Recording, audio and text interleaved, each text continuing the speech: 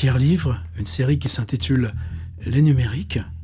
On est la 16.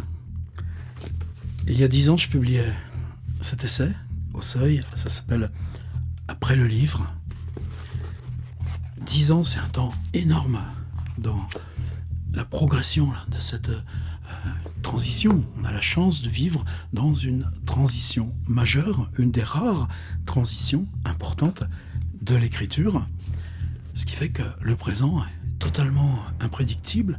Et pourtant, qu'est-ce qu'on a sur les épaules? Bien, tout simplement ce qu'on cherche, comment on se définit, nous, d'un à l'autre, êtres humains, par et dans le langage, et puis en plus à le transmettre, ce qu'on porte de responsabilité dans ce qu'on porte nous sur les épaules, le faire passer. Là, on est dans un champ de tension. C'est pas forcément hostile, mais c'est souvent un peu trop binaire. On dit ouais, les écrans, ouais, le numérique, ouais, Internet, comme si c'était réversible. Et je me suis aperçu que 10 ans après, finalement, le mot écran, il figure pas tellement dans ce livre. C'est-à-dire qu'il y a 10 ans, la réflexion, c'était plutôt le livre, en devenant numérique, qu'est-ce qui change, qu'est-ce qu'il perd, mais la notion d'usage et comment les deux supports, livre, numérique, dès lors qu'arrive un support qui les ignore tous les deux, parce qu'on s'y exprime nativement et qu'on joue nativement sur ce support notre rapport au récit, au temps, à la représentation, au monde, à la pensée, à la mémoire. Ben oui, c'est lourd comparé à comment c'est petit, ces machins-là. Mais que finalement, le mot écran n'était pas tant présent que ça. Donc, hier, la 15, le rétable des merveilles de Cervantes. Qu'est-ce qui fait qu'au XVIe siècle, Cervantes, le vieux Cervantes, c'est un texte tardif, publié juste avant sa mort ou juste après. Dans une série de 8 intermèdes, on propose celui-ci, extraordinaire, où un bonimenteur tend un drap sur le fond d'une grange, et de ce drap, lui, bonimente, dit ce qui se passe. Des bêtes surgissent, un énorme taureau, ensuite une armée de rats qui fuient Sodome et Gomorrhe, et les spectateurs non seulement voient les images sur le drap, mais ces images échappent au drap, s'enfuient et deviennent la réalité. Donc, tout d'un coup, toutes les problématiques de l'écran, des spectateurs, de celui qui dit ce qu'il y a dans l'écran, l'illusion de réel, dans le rétable des merveilles, il y a tout. L'écran est une vieille lune. Mais tout d'un coup, apparition de l'écran, est-ce qu'il n'y a pas un symétrique? Est-ce qu'on n'est pas déjà dans la disparition de l'écran? Il y a ça qui n'est pas plus grand que la main. Je l'enlève. Reste la main. Qu'est-ce que je peux faire avec la main? Est-ce que même j'ai besoin de la main? Alors, juste quelques idées, quelques réflexions là-dessus. Des pistes.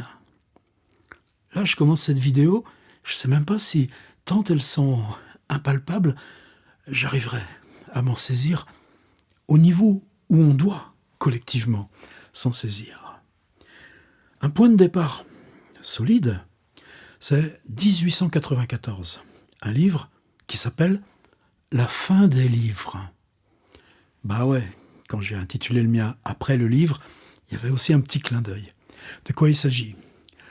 D'un nommé Uzan, Octave Uzan, U-Z-A-2-N-E, un peu oublié, mais qui collabore pour ce livre avec un grand bonhomme qui s'appelle Albert Robida, R-O-B-I-D-A. Robida qui a produit des illustrations incroyables, par exemple, de Rabelais, bien plus pointues, audacieuses que celles de Gustave Doré, qui sont les mieux connues. De quoi il s'agit dans la fin des livres d'Uzan et Robida? Je ne sais pas quel rôle ils avaient l'un et l'autre, mais ils le signaient ensemble. Eh bien, la voix. On vient d'inventer aussi, 10 ans plus tôt, 84, 85. Et ça, c'est pour ça que je parle souvent de ce livre Understanding Media de McLuhan, 1966, qui nous décrit, par exemple, l'invention du téléphone. Ah ouais, on invente ce qu'on ne cherche pas. On cherche à faire progresser dans un même câble télégraphique plusieurs conversations différentes. Puis on s'aperçoit que cette disposition des fréquences pour passer simultanément dans le même fil plusieurs messages télégraphiques, eh bien, on peut reproduire à distance la voix et donc se parler à distance. Et cette invention-là change tout. Eh bien, Uzan et Robida disent « et si on associe les deux inventions ?» Alors à ce moment-là, de chez moi, je peux me jouer un texte. Le texte m'arrive sous sa forme auditive. Alors évidemment, aujourd'hui, vous voyez, comme ces trucs-là, avec le podcast et tout ça, ça change. Et Uzan et Robida vont plus loin. C'est compliqué, ces appareils, c'est lourd. Ben ouais, mais si on arrivait à les miniaturiser.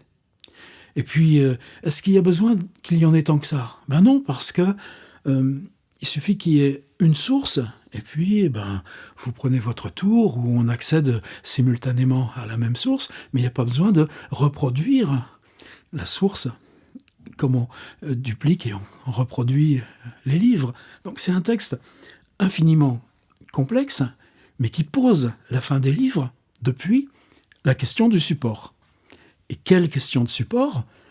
Eh bien, justement, l'évanescence du support typographique et son remplacement par l'instance de la voix. Il n'est pas question d'image encore. Même les frères Lumière n'ont pas commencé à déployer les films, puis il s'en faudra encore de 30 ans pour que les films deviennent parlants. Alors qu'est-ce qui compte dans cette histoire? C'est pas tellement la fin des livres. On n'est pas dans ces logiques, là, vous savez, la fin du roman, la fin de l'histoire. Non. C'est simplement que qu'est-ce qui se transforme de la relation au support quand une mutation technologique nous permet de nous soulager de la nécessité ou de la contingence Qu'est-ce qui se passe quand une mutation technologique nous permet de nous soulager ou de nous alléger des contraintes techniques qui, elles, se sont développées sur un temps long, l'industrie du livre, l'industrie du papier, tous les problèmes de diffusion, la complexité qui a pris tout cet écosystème. Alors si je laisse ça provisoirement en suspens, est-ce qu'on est si prisonnier de nos écrans?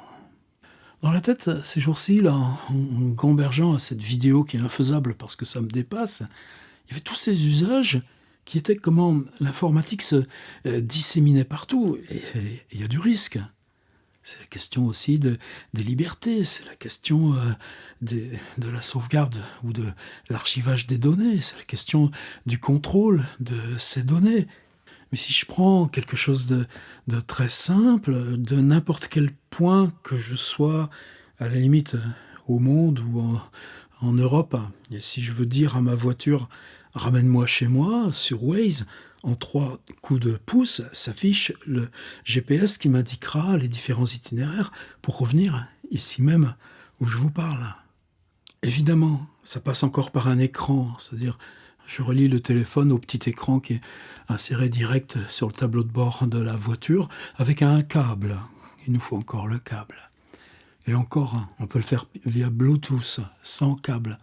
Et effectivement, il y a encore un écran puisque la voiture m'indique la cartographie de cet itinéraire. Et même si je reçois un message ou un WhatsApp, par exemple, elle me lira ce WhatsApp en audio d'une voix synthétique pour ne pas me déranger dans ma conduite. Mais donc là encore, le WhatsApp passe par l'audio et si je veux éliminer l'écran du Waze, il suffit que je lui dise « Tiens, eh bien, dis-moi plutôt au rond-point, 3e sortie à gauche. » Qu'est-ce que c'est pénible, ces voies GPS, je les enlève.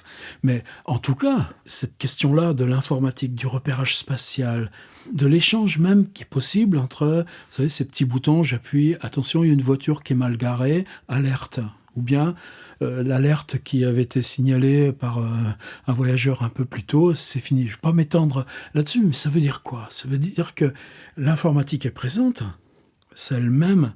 Waze appartient à Google, comme YouTube appartient à Google. Des problèmes qui n'ont rien à voir avec la question même de la littérature, mais une fonction éminemment complexe, bien plus complexe que celle de la lecture et la transmission de textes ou de récits, d'histoires, se dispensent là d'écran. Et là, ces exemples, on peut les multiplier à l'infini. Si vous êtes à Londres, vous marchez dans Londres, et puis vous repérez presque instinctivement, tiens, caméra, tiens, caméra, tiens, caméra, tiens, caméra. Et puis tout d'un coup, comment ne pas faire la relation avec, par exemple, cet univers d'invention de récits? Cherchez Dreamlands Virtual Tour. Je vous l'écris là sur l'écran de Olivier Odazawa. C'est-à-dire comment ces outils même de Google Street View ou le Yandex pour l'espace russe deviennent des potentialités d'imaginaire, ou bien plutôt parce que notre imaginaire du présent, de l'espace, des villes, de notre condition humaine. Là, je suis humain à Tours, en Indre-et-Loire. Mais le humain de Novosibirsk ou d'Irkoutsk, ou le petit homme d'Arkhangelsk, pour prendre le beau titre de Simenon. Eh bien, si j'entre Arkhangelsk sur le site d'Olivier Odazawa, en quoi c'est ma relation à la communauté humaine qui va être rehaussée en tant même que question. Et là, on se retrouve devant la vieille tâche du livre, la vieille tâche de littérature, la vieille tâche du langage, y compris dans ces symboliques, dans ces mythologies, dans ce qui nous relie, dans nos chemins, dans nos migrations. Eh bien, cette tâche-là, c'est l'outil technologique là qui génère comme ça des inventions de forme, des inventions de récits, qui exercent la vieille tâche de littérature, y compris dans raconter des histoires, et qui se dispensent pourtant de la forme livre. Est-ce que c'est angoissant? Pas angoissant. En tant que tel, c'est encore une question. En quoi l'angoisse du présent est aussi ce qui nous permet d'écarter les tentures, les rideaux. C'est l'angoisse même qui nous réoffre la curiosité parce qu'elle nous permet d'ouvrir le noir et de chercher à tâtons. C'est le paradoxe de vivre en temps de transition sur quelque chose d'aussi important. On ne peut pas définir prospectivement les solutions. La brève histoire de l'Internet, et ça aussi, tiens, c'est le thème d'une vidéo en tant que telle. Comment là, en 30 ans, eh bien, toute l'histoire de nos petits sauts technologiques qui nous offrent aujourd'hui cette possibilité du web, elle est la somme à chaque instant de « j'avais pas vu que ça c'était important, je croyais que c'était l'autre truc qui était important ». Par exemple, qu'est-ce qui, dans notre univers à nous, de raconter des histoires, change si le livre fixe un texte ou qu'ici je peux capter, éditer et publier une improvisation. Qu'est-ce qui change si je prends un état stable de texte, je lis une histoire, comme j'adore le faire pour mes H.P. Lovecraft par exemple, mais que, au lieu de produire une lecture audio téléchargeable, on entre dans un univers de podcast qui génère des formes de récits, des formes d'occupation d'histoire, des formes de croisement de voix, des formes de documentation ou d'enquête sonore qui ne supposent pas préalablement la fixation du canevas écrit de l'histoire. Je vais plus loin. Ici, est-ce que je vois devant moi des écrans? Bien, bizarrement, j'en vois deux. J'en vois ici, là, le moniteur qui est relié à ma caméra par un petit câble HDMI, qui est de cette grosseur-là, en gros, la taille d'un iPad, c'est du 5 pouces, et qui me dit simplement si mon micro marche bien, si mon cadre est pas trop de travers et si quand je bouge la tête, il y a un petit carré qui bouge dessus qui signifie que je suis pas trop flou. Mes vidéos sont meilleures qu'il y a 3 ou 4 ans quand j'avais pas ce petit moniteur. Et puis j'aperçois tout derrière, là, en oblique, justement un peu de trabiole à cause du câble HDMI, le petit écran dépliable de l'appareil photo qui lui m'indique, mais j'ai pas besoin de le regarder. En gros, il me dit la même chose, mais il y a des petits trucs plus techniques, t'es à telle ouverture, etc. Là, je vous embête pas avec ça. Donc, quelque part, je n'ai pas supprimé les écrans. Et je n'ai pas supprimé non plus ce qu'il me faudra ensuite de transfert vers là, mon écran de travail, où je vais visionner là ce que j'ai enregistré sur la carte de l'appareil photo, plus la carte là en double de ma prise micro, que je vais éditer, où je vais supprimer mes hésitations, mes tromperies. Ah ouais, quand on enregistre, faut se concentrer, faut se concentrer. Donc qu'est-ce que tu fais? Tu restes comme ça, tu reprends beaucoup la respiration, et tu claques des doigts, et c'est reparti. C'est comme ça qu'on peut faire que l'improvisation en vidéo soit aussi déjà une production qui ressortit de l'écriture. Et pas, j'espère, simplement du bavardage. Donc il y a une intervention de montage qui suppose de visualiser tout ça sur l'écran. Par contre, une fois que je l'ai chargé sur YouTube, vous pouvez l'écouter en mode podcast sur votre téléphone en allant marcher ou faire de la gym ou je sais pas quoi. L'écran disparaît de nouveau et c'est simplement la voix qui va servir d'intermédiaire. Donc quelque part, ce travail qui ressortit pour moi, qui ressort, excusez-moi, on entre dans des zones de maladresse. Forcément, heureusement, que la maladresse est encore à notre portée. C'est elle qui nous remet en travail. Je peux, par ces outils, me remettre dans une maladresse qui signe pour moi que je suis dans le travail d'écriture. La question intérieure pour moi, c'est de dire, est-ce que je devrais me contraindre à rester dans mon champ de l'écriture? Ou bien si j'entre là dans ce champ de nouvelles maladresses, est-ce que je suis là dans de la technologie? Ouais, là devant, je vois cette technologie de la caméra, du micro, je sais l'ordinateur derrière, mais je sais en même temps que toute cette technologie, c'était pas plus compliqué que le stylo plume Schaeffer. Autrefois, il fallait que j'ai la bouteille d'encre, il fallait que j'ai un petit chiffon pour nettoyer ou rincer la plume, il fallait de temps en temps qu'on mette ça dans l'évier, faire c'est à l'eau fraîche. La technologie, c'est toujours ce qu'on oublie au moment de l'épreuve même de la profération de langage. Là, oui, j'arrive tout de suite sur des bords, sur des frontières où on échappe de la question principale.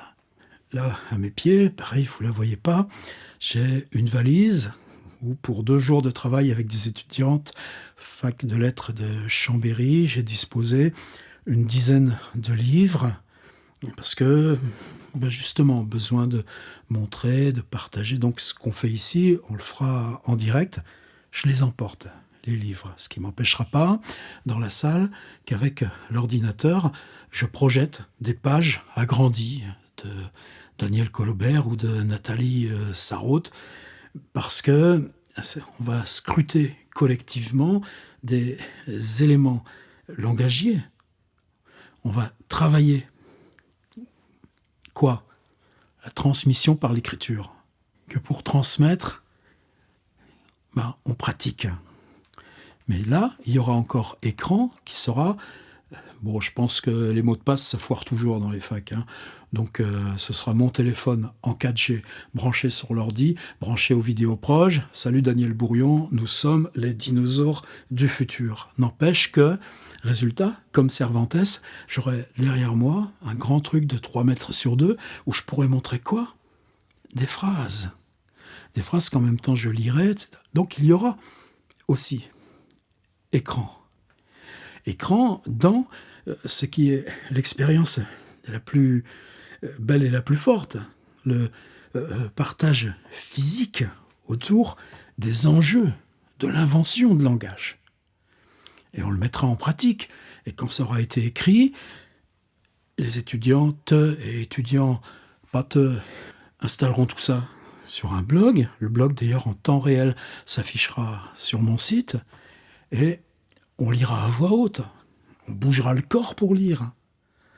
Donc cette expérience complexe, est-ce qu'elle nous enferme dans l'écran ou est-ce que l'écran la démultiplie en se mettant à son service? Tout le temps que je vais faire le voyage, combien je vais voir d'écrans? Je regarderai là mon écran pour savoir à quelle heure, vers 15 heures, tu as un bus qui t'emmène à la gare, ça m'évitera de me cailler dans le froid. En plus, il y a 4 mois, il y a une bagnole qui a défoncé l'arrêt de bus, et ils l'ont jamais remplacé, là, au carrefour Maison Blanche à Saint-Cyr-sur-Loire. Mon écran. J'arriverai à la gare de Tours, navette pour Saint-Pierre-des-Corps TGV. À quelle heure je ferai mon transfert gare de Lyon, j'aurai cette présence écran. Mais cette présence d'écran informationnel, avec leur publicité, leur clignotement, est-ce que justement je ne me suis pas armé pour l'éloigner, ou y picorer ce dont j'ai besoin? Train, gare de Lyon, hall 2, voie 15, ou des choses de cet ordre-là, train en retard, souvent. Est-ce que cette logique écran nous parasite? Bien certainement, quand tu vois sous ces écrans publicitaires pour nous déverser leur daube, et puis que tu sais ce que ça consomme d'électricité, et puis cette magie de réaliser ces grandes dalles à pixels pour en faire ça. Mais là aussi, on dépasse, on sort de la zone. Mais vous voyez que les problématiques écran, tout d'un coup, elles se démultiplient. C'est-à-dire, l'Internet est partout, l'information est partout. Nous-mêmes, notre tâche, c'est de l'occulter, de l'éloigner, pour refaire sens à notre expérience du corps, de la voix, de la profération. Qu'est-ce que je ferais moi dans le train? Je serais sur mon petit ordi portable, j'aurais une mise en page à faire, des choses comme ça. Je serais sur un écran. Mais cet écran devient ce qui me ramène à ma bibliothèque. Peut-être que je relirai le livre de Uzan et Robida qui s'appelle La fin des livres, ou peut-être que je reprendrai ma traduction en cours des Schriften. L'écriture a-t-elle un avenir, ou d'un avenir de l'écriture? Does Writing Have a Future de Willem Flusser, sur laquelle je suis toujours en retard.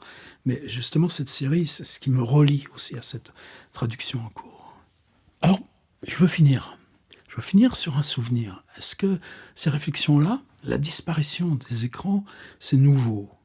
Je me souviens, en 2005-2006, j'avais fait un blog continu, quelque chose qui s'appelle Tumulte, et j'avais fait un texte comme ça où je me disais, mais la main, les paumes de la main, la fascination qu'on a à lire la main, les questions de toucher la main, etc. Est-ce que la main n'est pas justement ce premier ordinateur? C'est la main au clavier, la main à plume. Et c'était dans ces années-là, 2002-2004. Alors je sais que c'est dans mon site, mais comment je ferais pour aller le retrouver?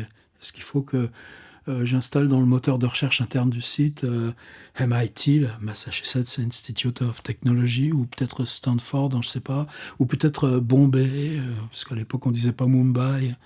Et ce que je me souviens, c'est de cet étudiant indien, maths, physique, informatique, qui était venu soit à Stanford, soit au MIT, et qui avait travaillé justement sur la cessation de l'écran. Là, il y a presque 20 ans maintenant. Et c'était curieux parce que quand il avait soutenu son PhD, c'était presque ridicule, quoi. C'était un plongeur sous cloche. C'est-à-dire, sur son dos, il avait un gros sac à dos avec un computer et ses batteries qui devaient faire pas loin de 20 kilos. Et puis, sur sa tête, il avait un casque avec des caméras, et puis il avait des grosses lunettes qui lui permettaient d'avoir dans son champ de vision ce que voyaient ces caméras. Mais en même temps, il travaillait sur des dispositifs où, si tu es devant une vitrine de magasin ou là, en pleine rue, et que tu t'interroges sur où aller ou comment aller, il y a 20 ans, les réponses lui étaient données en fonction de son expérience. Alors évidemment, tout ça aujourd'hui, quand Mark Zuckerberg parle du métaverse, on a progressé là-dedans. C'est-à-dire même toutes ces expériences qui se faisaient autrefois, là, dans ces trucs un peu rigolotes là, de Second Life. Moi, j'en ai une espèce de visière 3D. Je l'ai toujours là, pas loin de mon bureau, parce que ça me rappelle une réalité. Est-ce que je m'en sers? Non. Est-ce que j'ai envie de me séparer du monde en devenant aveugle au monde pour le remplacer par une construction visuelle autour de moi? Non.